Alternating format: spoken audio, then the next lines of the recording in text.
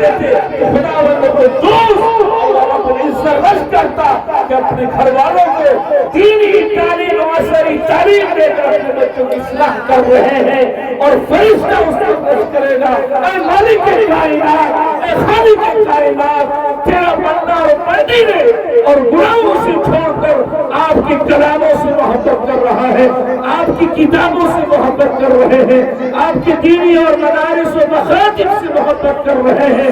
اے اللہ آپ کیا فرما رہے ہیں؟ اللہ کہیں گے جو انسان گناہوں کو چھوڑ کر نیکی کی راہوں میں چل رہا ہے، میں وہاں ان کے لیے کوئی آفتیں اور مشکلات کی گھڑی نہیں آنے لگے، بلکہ دنیا کے اندر وہ خوشگواری کے ساتھ زندگی گزارے گا اور آخرت کے اندر میں خوشگواری کے ساتھ زندگی گزاریں گے۔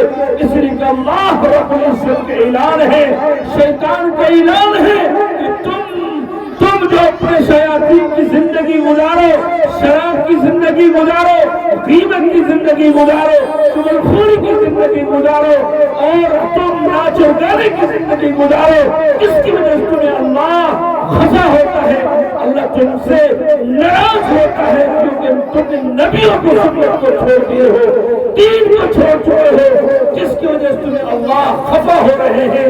اگر ہم دین کو سمجھتے ہیں، قرآن کو سمجھتے ہیں، تو ہمیں ناچ اور گانے سے محبت نہیں کریں گے، بلکہ آخرت سے محبت کریں گے۔ اپنے جو نبی علیہ السلام پر قرآن کریم نازل ہوئی ہے اور حدیث پاک آمنت باللہ وملائکتہ وکتبہ، کہ ہم نے ایمان لائے اللہ پر اور اس کی کتابوں پر، اس کے فرشتوں پر، اور نبی علیہ السلام کی زندگیوں میں جو انسان اللہ سے محبت کرتا ہے، اللہ کہتے ہیں یقیناً یہ محبت کرنے والا ہے۔ آج ہمارا بچہ اور ہمارے نوجوانوں نے اپنی زندگی کو بالکل خیال نہیں کر رہا ہے۔ آج انسانوں گناہوں میں لپٹ ہو رہے ہیں، چھوٹا چنگاری ہو یا چھوٹی سی گناہ ہو، اب چھوٹے سے بڑا گناہ ہو جاتا ہے۔ اس لیے کہ اللہ رب العزت نے کہا ہے چھوٹا کیوں ہو بڑا کیوں ہو، چھوٹا ہی سے بڑا بنتا ہے۔ اس لیے ہم آپ گناہوں سے محفوظ رہنا چاہیے، ہمیں گناہوں میں مبتلا نہیں ہونا چاہیے، بلکہ ہمیں نیک راہ کو اور نیک عمل کرنے کو کوشش کرنی چاہیے۔